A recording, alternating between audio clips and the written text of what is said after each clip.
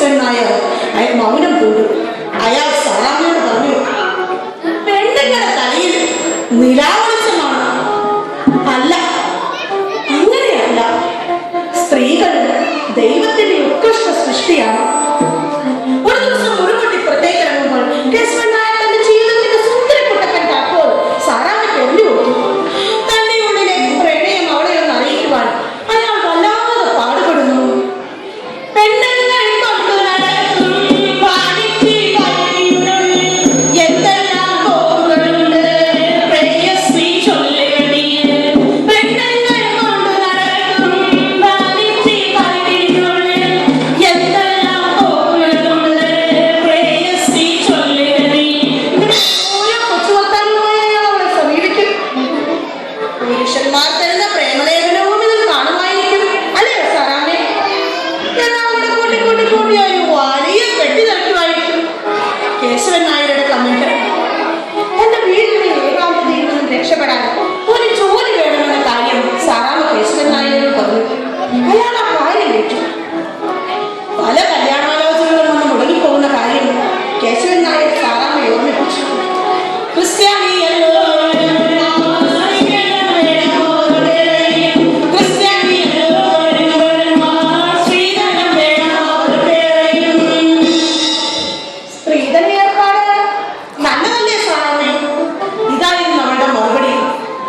കെട്ടേണം ക്രിസ്ത്യാനി നായരെയും നമ്പൂരി കെട്ടേണം ഈഴവനെ, മുസ്ലിം കെട്ടേണം ഹിന്ദുവിനെ, കെട്ടേണം ജാതി മാറി.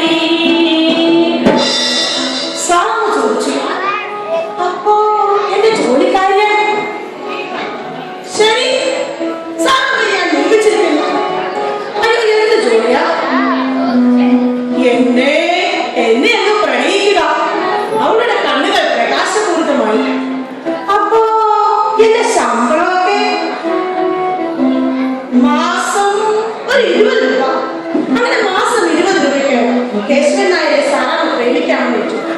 അവൾ ചോദിച്ചു, എന്റെ ഈ ജോലി സ്ഥിരമോ അതോ ടെമ്പററിയോ? സ്ഥിരം, ശാശ്വതം, അനന്തം. ഇതായിരുന്നു അവളുടെ മറുപടി. അങ്ങനെ ദിവസത്തിന്റെ 24 മണിക്കൂറും സാറാമ്മ കേശവൻ നായരെ പ്രേമിക്കുവാൻ തുടങ്ങി.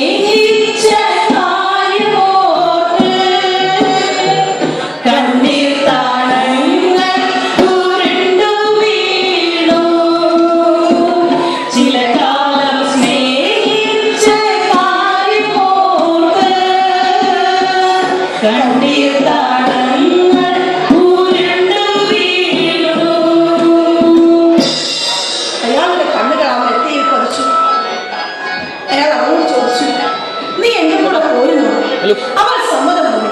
കേശവൻ നായർ യാത്രയ്ക്ക് തയ്യാറായി. സാറാമ്മയുടെ മുറിയിലേക്ക് ചെന്നപ്പോൾ അതിന്റെ വാതിലുകൾ അതാ തുറന്നു കിടക്കുന്നു.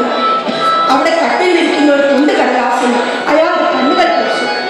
അതിലിങ്ങനെ എഴുതിയിരിക്കുന്നു: പ്രിയപ്പെട്ട അപ്പച്ചനും ചിത്തമ്മയും അറിയുന്നതിന് ജീവിതം യവന തുല്യവും ഹൃദയം പ്രേമസ്വരൂപമായിരിക്കുന്ന ഈ കാലഘട്ടത്തിൽ എനിക്ക് നല്ലൊരു ജോലി ലഭിച്ചിരിക്കുന്നു. സ്ത്രീധനമില്ലാതെ എന്നെ ഒരാൾ വിവാഹം കഴിക്കാൻ എത്തിയിരിക്കുന്നു. ഞാൻ പോകുന്നു എന്ന് സാറാമ്മ കേശവൻ നായർ റെയിൽവേ സ്റ്റേഷനിലേക്ക് ഓടി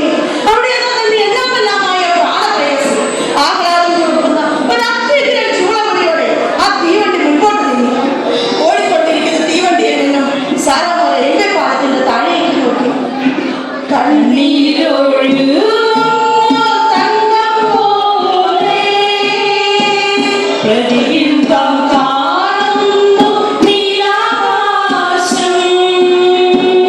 കണ്ണീരൊഴുകുന്നു തങ്കം പോലെ പ്രതിബിംബം കാണുന്നു നീലാകാശം.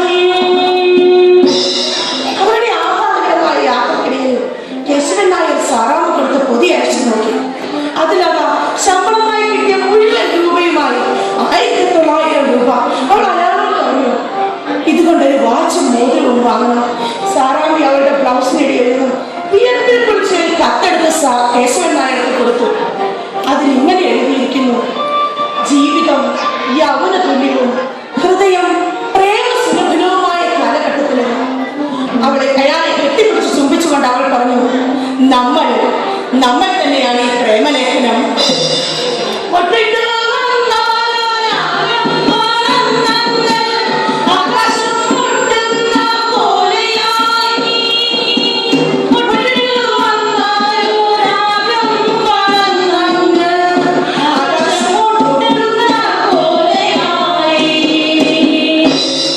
നന്ദി.